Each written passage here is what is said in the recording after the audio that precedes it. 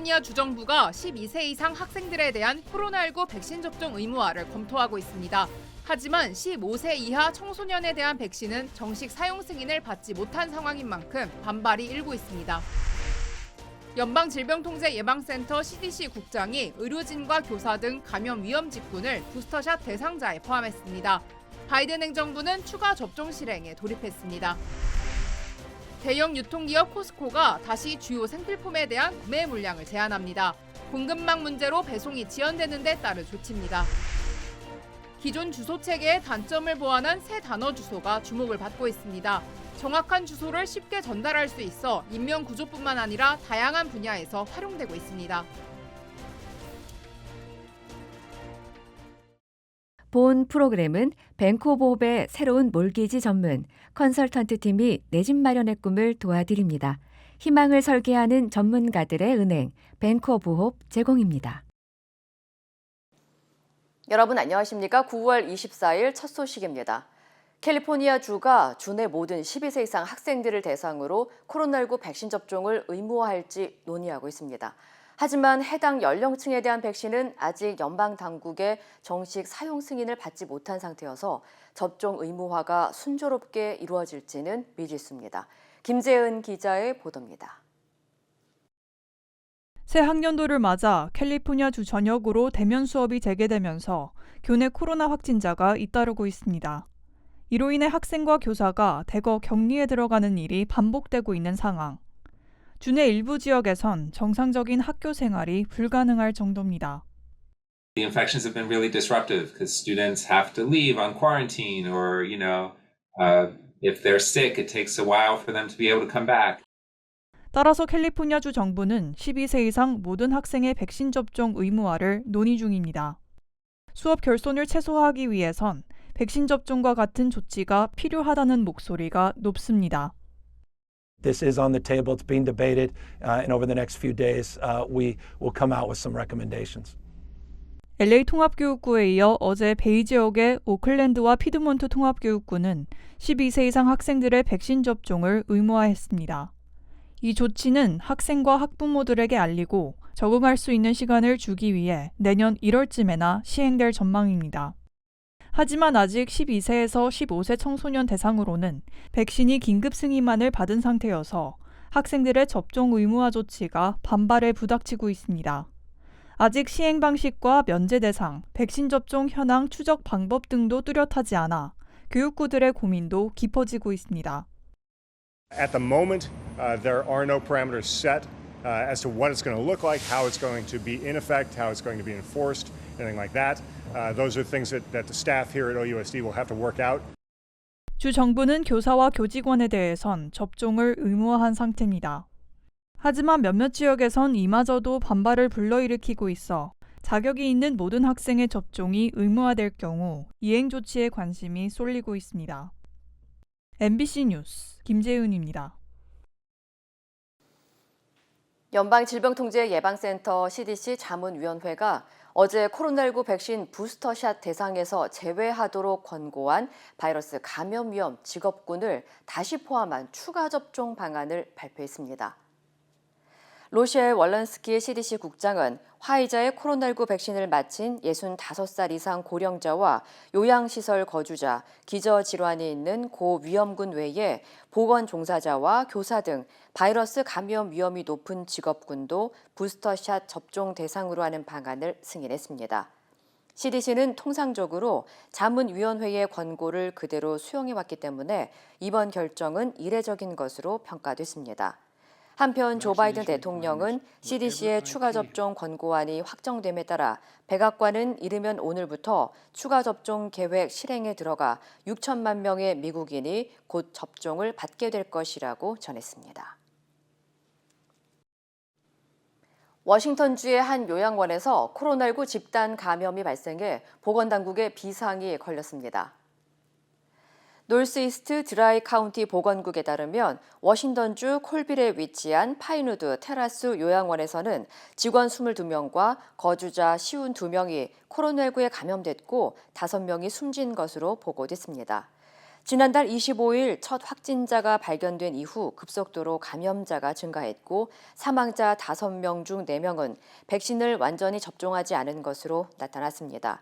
보건국 대변인은 이번 집단 감염이 델타 변이의 심각성과 위험을 말해주고 있으며 백신이 심각한 질병을 예방하는 데 효과가 있다는 것을 보여준다며 백신 접종의 중요성을 강조했습니다.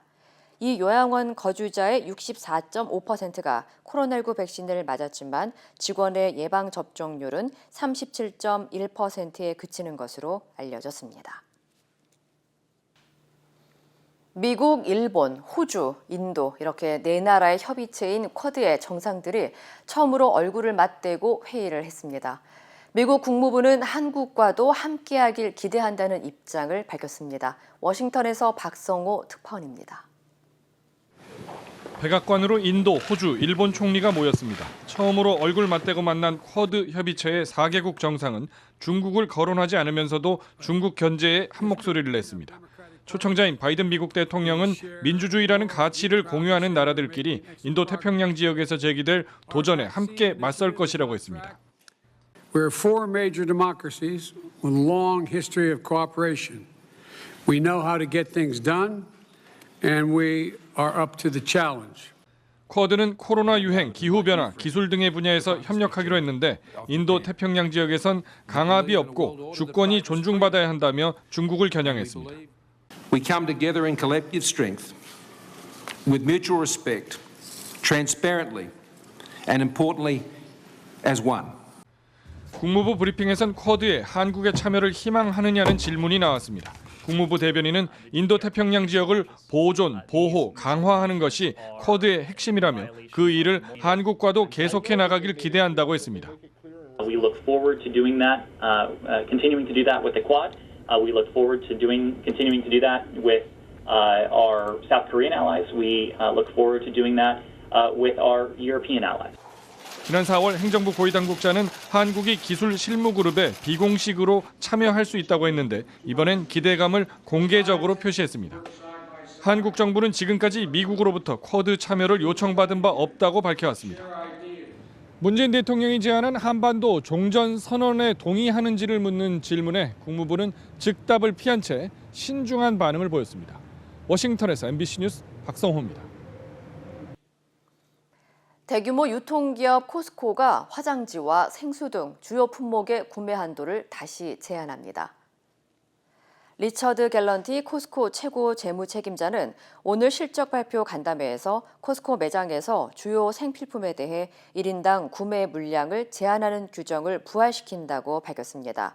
코스코 측은 앞서 지난해 3월 팬데믹이 시작되면서 화장지와 마스크 등 생필품의 1인당 구매량을 제한하는 규정을 내놓은 바 있습니다. 하지만 이번 규제는 높은 수요 때문이 아닌 공급망 문제로 배송이 지연되면서 충분한 물량 확보가 어려워졌기 때문으로 분석됐습니다. 코스코 재무 책임자는 또 공급업체들은 많은 재고를 가졌지만 트럭 운송 인력 부족 등의 문제로 배송이 최대 2주에서 3주 지연되고 있다고 전했습니다. 갑작스런 재난 상황에 처하거나 등산을 하다 길을 잃어버렸는데 현재 위치를 알 수는 없고 휴대폰 데이터까지 터지지 않는다면 구조를 요청하기 난감할 텐데요. 이런 문제를 해결할 수 있는 앱이 주목을 받고 있습니다. 미국 내 911 긴급구조센터와도 협력해 인명구조에도 활용되고 있습니다. 홍지은 기자의 보도입니다. 지난 4월 LA에서 등산객 2명이 트레일에서 벗어나 길을 잃었습니다. 정확한 주소를 알 수 없었지만 세 단어 주소로 안전하게 구조됐습니다. You're going to get a text message and click on that link and then let me know what words it says. Heavy send career. Okay, so heavy send career. 세 단어를 입력하면 정확한 목적지로 길을 안내합니다. 왓드리월즈는 전 세계의 땅을 가로 세로 3m 크기의 정사각형으로 구분해 각각의 정사각형에 3개의 단어로 이루어진 고유 주소를 부여했습니다. 앱을 실행하면 현 위치가 이렇게 3가지 단어로 보여집니다. 응급 상황 발생 시 정확한 주소를 모른다면 구조대에게 이 3단어 주소를 전화나 문자로 알려주면 됩니다. 전국 평균 비상 대응 시간은 약 8분, 농촌 지역은 14분으로 증가합니다. 이때 신속한 구조만이 인명피해를 줄일 수 있는 방법입니다. The ones that it really helps get there a lot quicker is our helicopters, our air assets. They're able to input it into their system, and they're able to fly directly to that location and get overhead. 네, 사실은 우리가 사용하고 있는 현재 주소 시스템은 부족한 점이 너무 많습니다. 해변이나 등산로 같은 주소가 아예 없는 경우도 많고, 야외에서 일반 주소로는 설명하기가 어려울 때가 많고요. 하지만 What 3 Words 세 단어 주소를 사용하면 정확한 위치를 정말 쉽게 확인할 수 있습니다, 지도에. 데이터가 터지지 않는 지역에서도 사용할 수 있고 영어, 한국어, 중국어 등 45개 이상의 언어를 지원합니다. 현재 LA 소방국 등 미 전역 31개 주의 긴급신고센터와 파트너십을 맺은 상태입니다.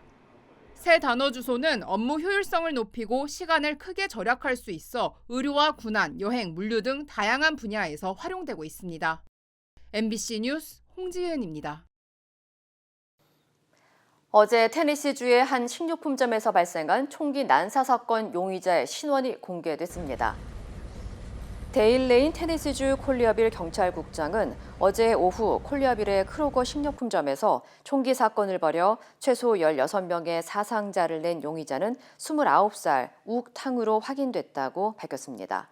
당국은 범행 동기 등 구체적인 사건 경위는 밝히지 않았지만 탕은 식료품점의 공급 업체에서 근무했다고 설명했습니다. 용의자는 혼자 범행을 저질렀으며 스스로 총을 쏴 목숨을 잃은 것으로 알려졌습니다. 이번 사건으로 사망자는 총격범 외에도 70살 여성 1명이 숨졌으며 직원 10명과 고객 5명이 총에 맞은 것으로 전해졌습니다. 직원을 채용할 때 코로나19 백신 접종 여부가 중요한 요소로 작용하는 것으로 나타났습니다. 온라인 이력서 서비스 업체인 레주메 빌더가 미국 내 1,250명의 기업 채용 담당자를 대상으로 설문조사를 실시한 결과 33%는 코로나19 백신 접종 상태를 명시하지 않은 이력서는 자동적으로 폐기한다고 답했습니다. 응답자 가운데 69%는 백신을 완전히 접종한 사람을 채용할 가능성이 높다고 답했고 32%는 백신 접종자를 우선으로 채용한다고 말했습니다. 특히 IT와 마케팅, 식품, 헬스케어 등의 직종에서 백신 접종자를 선호하는 것으로 나타났습니다. 레주메 빌더 관계자는 이런 채용 트렌드를 반영해 기업에서 원하는 인재를 채용하고 지원자들의 노력이 낭비되지 않기 위해 채용 공고에 백신 접종 정책을 명시해야 한다고 지적했습니다. 현재 미국 기업의 63%는 직원들에 대한 백신 접종을 의무화하고 있습니다. 앞으로 LA 카운티 초중고교 학생과 커뮤니티 칼리지 대학생들은 메트로버스와 전철을 전면 무료로 이용할 수 있을 전망입니다. LA 카운티 메트로교통국 이사회는 오는 11월부터 총 23개월 동안 LA 카운티 지역 거주 학생들의 무임 승차 시범 프로그램 운영을 승인했다고 밝혔습니다. 교통국은 시범 운행을 통해 해당 프로그램의 지속 가능성을 평가한 뒤 모든 학생뿐만 아니라 이용객들을 대상으로 무료 대중교통 체제를 전면 시행할지 결정할 계획입니다. 교통국은 현재 연간 39,450달러 이하 소득의 저소득층과 62세 이상 노년층, 그리고 장애인과 학생 등을 대상으로 대중교통 이용 요금을 할인해주고 있습니다. 이외에도 당국은 팬데믹 동안 버스를 무료 운행 중이지만 내년 1월부터는 요금 징수를 다시 시작한다고 덧붙였습니다. 캐런 베스 연방하원 의원이 LA 시장 선거에 출마할 계획인 것으로 알려졌습니다. LA 타임즈는 캐런 베스 의원 측근 3명의 말을 인용해 베스 의원이 내년 실시되는 LA 시장 선거에 출마한다고 전했습니다. 현재 베스 의원은 LA 다운타운 서쪽과 남서쪽 지역, 컬버시티, 잉글로드시를 포함하는 캘리포니아주 37지구를 관할하고 있습니다. 조 바이든 행정부의 부통령 후보로까지 거론됐던 베스 의원은 최근 실시된 여론조사에서 유권자들의 압도적인 지지를 얻어 가장 유력한 후보로 떠오르고 있습니다. 만일 베스 의원이 차기 LA 시장으로 당선될 경우 LA시 최초의 여성 시장이자 두 번째 흑인 시장이 탄생하게 됩니다. 미국의 8월 신규 주택 판매가 증가세를 이어갔습니다. 연방 상무부는 8월 신규 주택 판매가 지난달 대비 1.5% 증가한 연율 74만 채를 기록했다고 밝혔습니다. 이는 경제학자들의 전망치인 72만 채보다 1.7% 증가한 수준이며 72만 9천 채로 상향 수정된 7월 수치에 이어서 두 달 연속 증가했습니다. 8월 신규 주택 판매는 지난해 같은 기간과 비교해 24.3% 감소했고 8월 신규 주택 판매 가격 중간 가격은 39만 900달러로 1년 전보다 20% 높은 것으로 나타났습니다. 전문가들은 물가 상승과 건축 자재와 인력 부족으로 공사가 지연되면서 주택 공급이 줄어들었고 이에 따라 구매자들의 비용 부담이 증가한 것으로 분석했습니다. 대장동 개발 의혹과 관련해 민주당은 지금까지 드러난 관련자들 모두 국민의힘 세력이었다며 적반하장이라고 지적했습니다. 국민의힘은 그러나 국민의힘 게이트라면 여당이 특검과 국정조사를 피하지 말라고 반박했습니다. 김지경 기자입니다. 민주당은 대장동 개발에 연루된 인사들이 국민의힘과 관련된 것으로 확인되자 대대적인 반격에 나섰습니다. 한나라당 신영수 전 의원의 동생은 공영 개발을 막기 위한 로비를 벌이다 구속됐고 박근혜 전 대통령을 변호했던 이경재 변호사와 원유철 전 미래한국당 대표는 화천대유 고문으로, 곽상도 의원 아들은 화천대유 직원으로 일했던 사실이 확인됐습니다. 여기에 의혹의 인물로 지목된 화천동인 4호 실소유주 남모 변호사 역시 과거 한나라당 청년위 부위원장이었던 것으로 드러났습니다. 대장동 개발 의혹의 핵심 로비 의혹으로 수사를 받았는데 그 수사의 핵심 인물이었고 2008년도에 한나라당 청년위 부위원장을 해요. 민주당은 당시 공영 개발을 막은 것도 화천대유 관련자도 모두 국민의힘 세력인데 이제 와서 이재명 지사를 공격하는 건 도둑이 매를 든 격이라고 비판했습니다. 국민의힘에 묻습니다. 대장동 개발 누가 한 겁니까? 그 몸통은 어디에 있습니까? 적반하장도 이런 적반하장이 없습니다. 국민의힘은 여당 주장대로 국민의힘 게이트라면 특검과 국정조사를 즉각 수용하라고 압박했습니다. 또 이재명 지사의 해명과 달리 화천대유는 아무런 위험 부담 없이 개발 사업을 했다며 이 지사의 사과를 요구했습니다. 역대급 일확천금 사건에 대하여 이제는 국민들 앞에 솔직히 사과하고 그 폭리 부당 이득의 환수 대책을 제시해야 마땅합니다. 검찰의 수사 배당도 잘못됐다고 주장했습니다. 선거법 위반 사건을 공안부에 배당을 했어요. 그러니까 대장동 사건의 실체를 파헤치겠다는 의지가 검찰이 전혀 없는 겁니다. 국민의힘은 다음 주 성남도시개발공사를 항의 방문하고 경기도청 앞에서 1인 시위를 벌이는 등 공세를 이어갈 예정입니다. MBC 뉴스 김지경입니다. 더불어민주당 대선 주자들은 어제 TV 토론에서도 대장동 의혹을 놓고 공방을 벌이며 대치 전선을 이어갔습니다. 이런 가운데 오늘부터 이틀 동안 최대 승부처인 호남권 경선이 진행됩니다. 조명아 기자입니다. 주도권 토론에 돌입하자 이재명, 이낙연 두 경쟁 후보의 대장동 의혹을 둘러싼 공방이 격해졌습니다. 대장동에서 벌어진 그 과도한 이익에 대한 국민들의 상실감은 분명히 있는 것이고요. 성의 있게 설명해 드리시면 되는 것이지요. 대장동 사건은 사실은 간추려 보면 간단합니다. 민간 투기 세력이 땅을 사모았고 LH가 공공개발하는 것 국민의힘이 달려들어서 못하게 막았고. 추미애 후보는 이낙연 후보가 국민의힘 논리로 의혹을 키우고 있다고 비판했고 김두관 후보 역시 당내 후보들끼리 선을 넘어선 공격은 중단해야 한다며 이재명 후보를 거들었습니다. 국민의힘 논리로 대장동 사건을 공격하시니까 청부고발 사건, 국기문란 사건은 뒤로 퇴장을 하고 제가 대장금 프로젝트를 설계를 했습니까? 국민의힘을 공격하세요. 반면 박용진 후보는 성남시장으로서 정책이 미흡했던 걸 인정해야 한다며 이낙연 후보와 보조를 맞췄습니다.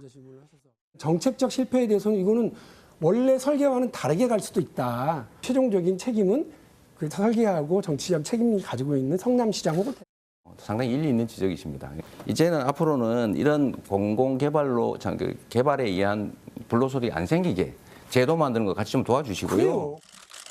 대장동 의혹을 둘러싼 경선 주자들 간 내부 전선이 형성된 가운데 오늘부터는 민주당 경선 최대 승부처인 호남 경선 결과가 발표됩니다. 굳히기에 나선 이재명 후보 측은 조심스럽게 과반 연승을 기대하는 반면 반전을 노리는 이낙연 후보 측은 민심의 변화가 감지된다며 호남 1위를 통한 결선행을 호소하고 있습니다. MBC 뉴스 조명아입니다. 윤석열 전 검찰총장이 주택 청약 통장을 만들어봤냐는 질문에 집이 없어서 만들어보지 못했다고 답변한 게 논란이 되고 있습니다. 여야 양쪽에서 대선 후보가 주택 청약이 뭔지도 모르는 것 아니냐는 비판이 나왔습니다. 신수아 기자입니다. 논란의 발언은 유승민 전 의원이 윤 전 총장에게 군 복무 시 주택 청약 가점 공약을 베낀 것 아니냐고 따지는 과정에서 나왔습니다. 그 공약을 이해를 하고 계시는지 모르겠습니다. 혹시 직접 주택 청약 같은 거 이렇게 통장 만들어 보신 적 있습니까? 아니 저는 뭐 집이 없어서 만들어보진 못했습니다만은. 집이 없으면 만들어야죠 오히려. 네. 아니 한 번도 해본 적은 해본 적은 없습니다만은. 청약 통장 자체가 집이 없는 사람들의 주택 구입 수단이란 현실과는 배치되는 발언이었습니다. 유승민 캠프는 청약 통장의 목적도 모르는 후보가 군복무 주택 청약 가점 공약을 만들었단 건 초등학생도 웃을 일이라며 표절 의혹을 거듭 제기했습니다. 논란이 커지자 윤석열 캠프는 부모님 댁에서 살았고 결혼도 늦게 해 주택 청약에 대해 크게 신경 쓰지 않았다. 직업상 여러 지역으로 이사를 다녀야 했던 것도 신경 쓰지 않은 이유라고 해명했습니다. 하지만 민주당은 절대다수 무주택 서민과 청년의 가슴에 대못을 박는 망언이라며 청약 통장이 뭘 의미하는지도 모르면서 부동산 대책을 내놓느냐고 공세를 폈습니다. 윤 전 총장의 안보 공약을 문재인 정부 이기 정책이라고 비판했던 홍준표 의원은 어제도 강경한 안보 정책을 역설했습니다. 홍 의원은 이번 대선은 최고의 네거티브 선거가 될 것이라며 자신은 털릴 게 없는 후보라고 강조했습니다. MBC 뉴스 신수아입니다. 코인 투기 바람을 타고 난립했던 한국의 가상자산 거래소들 가운데 결국 4개만 살아남게 됐습니다. 거래소 37개는 폐업했고 25개 거래소는 현금 인출이 불가능해서 명맥만 유지하게 됐습니다. 서유정 기자입니다. 2013년 국내에 처음 등장해 우후죽순처럼 난립한 가상자산 거래소들. 상장 기준도 제멋대로고 코인 가격을 조작해도 규제나 적발할 방법이 없었습니다. 결국 금융당국이 칼을 빼들었습니다. 금융위원회는 9월 24일까지 신고하지 않으면 거래소를 폐업시키겠다고 통보했습니다. 신고 요건은 2가지. 해킹 피해를 막기 위해 정보보호 인증을 받아야 하고 실명 거래를 확인할 수 있도록 투자자들의 은행 계좌도 만들어야 합니다. 요건을 다 갖춰 살아남은 거래소는 4곳뿐입니다. 업비트, 빗썸, 코인원, 코빗. 이 4곳은 코인 거래는 물론 코인판 돈을 현금으로 인출할 수도 있습니다. 문제는 나머지 거래소들입니다. 정보보호 인증은 받았지만 은행 실명 계좌를 확보하지 못한 거래소는 25곳. 이곳들은 당장 원화 거래가 중단됩니다. 코인끼리 거래는 할 수 있지만 현금으로 바꿀 수가 없습니다. 사실상 껍데기만 남는 셈입니다. 이 25개 거래소에 현금을 넣어놓고 거래하는 투자자는 8월 말 현재 220만 명. 예치금 규모는 2조 3천억 원이나 됩니다. 3주 사이에 이미 상당수는 현금을 인출했을 것으로 추정되지만 피해가 발생할 가능성도 있습니다. 아무 요건도 갖추지 못해 이미 폐업이 확정된 거래소는 37개입니다. 금융당국은 문을 닫더라도 30일 동안 예치금이나 코인을 빼갈 수 있게 전담 창구를 운영하게 했지만 권고사항일 뿐입니다. 금융당국은 인출을 늦추거나 거부하는 거래소는 금감원이나 경찰에 신고하라고 당부했습니다. MBC 뉴스 서유정입니다. 본 프로그램은 구매부터 재융자까지 멀티패밀리 아파트론도 역시 뱅크 오브 홉이 하면 다릅니다. 희망을 설계하는 전문가들의 은행 뱅크 오브 홉 제공입니다.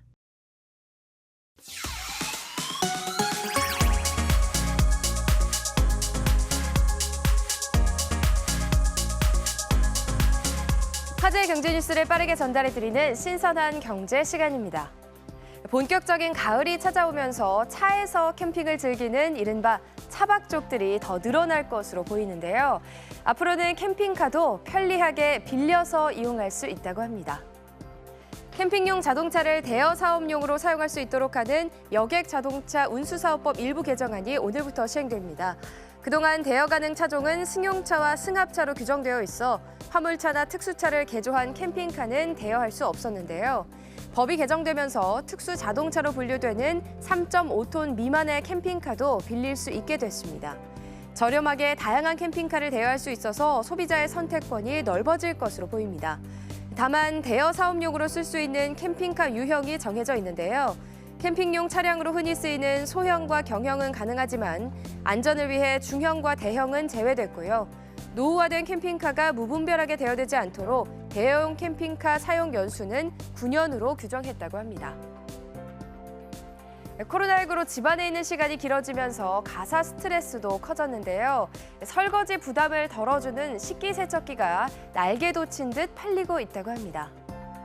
업계에 따르면 지난 2018년만 해도 한 해 9만 대에 그쳤던 국내 식기세척기 판매량이 지난해 30만 대, 올해 45만 대로 급증했다고 합니다. 식기세척기는 지난 1993년 국내에 처음으로 등장했지만 접시는 잘 닦여도 오목한 모양인 밥그릇은 잘 씻기지 않는다는 인식이 있었는데요. 기술력이 향상되면서 스팀, 살균, 건조 등 기능이 다양해졌고요. 말라붙은 밥풀까지 깨끗이 씻길 정도로 세척력이 개선되자 수요가 늘었습니다. 집콕으로 늘어난 집안일을 돕는 가전으로 식기세척기가 건조기, 로봇 청소기와 함께 3대 효자 가전으로 떠오른 겁니다. 또 코로나19로 위생에 대한 관심이 커지면서 살균 소독을 위해 식기세척기를 구매하려는 사람도 많아진 것으로 보입니다. 요즘 어떤 과일 많이 드시나요? 껍질을 벗기기가 쉬워서 먹기 편한 과일이 대세로 떠오르고 있다고 합니다. 올 들어 지난달까지 이마트의 과일 매출을 살펴보니 샤인머스켓처럼 껍질째 먹는 청포도 매출이 지난해 같은 기간보다 97% 상승했고요. 토마토는 24%, 딸기는 20%, 체리는 13%가 늘어난 것으로 나타났다는데요. 또 껍질을 손으로도 쉽게 벗겨 먹을 수 있는 잭슨 품종의 자몽도 출시 16일 만에 6톤 넘게 팔렸다고 합니다. 이들 과일의 공통점은 껍질째 먹어도 되거나 과도 없이도 껍질을 쉽게 벗길 수 있는 이지필 과일이라는 점인데요. 쉬운이라는 뜻의 이지와 껍질을 벗기다라는 뜻의 필을 합친 말입니다. 간편함을 추구하는 문화가 확산되면서 간편식의 인기와 함께 과일도 먹기 편한 종류를 선호하는 사람이 많아졌고요. 여러 종류의 과일을 깨끗이 씻어 먹기 좋게 잘라 포장한 한 컵 과일을 찾는 수요도 늘고 있다고 합니다. 주식 열풍 속에 고수익을 미끼로 접근해 투자 자문을 해준다는 명목으로 수수료를 챙기는 불법 주식 리딩방 관련 피해가 증가하고 있는데요. 피해자 10명 중에 7명은 40, 50대와 60대였다고 합니다. 국회 김병국 의원이 한국소비자원으로부터 제출받은 자료에 따르면 올 들어 지난달까지 접수된 유사 투자자문 관련 피해 구제 신청이 3,700여 건, 피해 금액만 170억 원을 넘었다고 합니다. 눈에 띄는 것은 피해가 중장년층과 고령층에 집중됐다는 점인데요. 피해자 연령대를 살펴보니 50대가 3,500여 건으로 가장 많았고요. 그다음 40대, 60대 순으로 40대부터 60대까지 피해자가 전체의 70%를 차지했습니다. 중장년층과 고령층을 노린 범죄가 많은 만큼 피해를 보지 않으려면 주의해야 하는데요. 먼저 리딩방 운영업체가 정식으로 신고된 제도권 금융회사인지 금융소비자정보포털 파인에서 조회해봐야 하고요. 손실을 보전하거나 수익을 보장하는 계약은 불법이라는 점을 기억해두고 계약 내용도 꼼꼼히 읽어봐야 합니다. 지금까지 신선한 경제였습니다.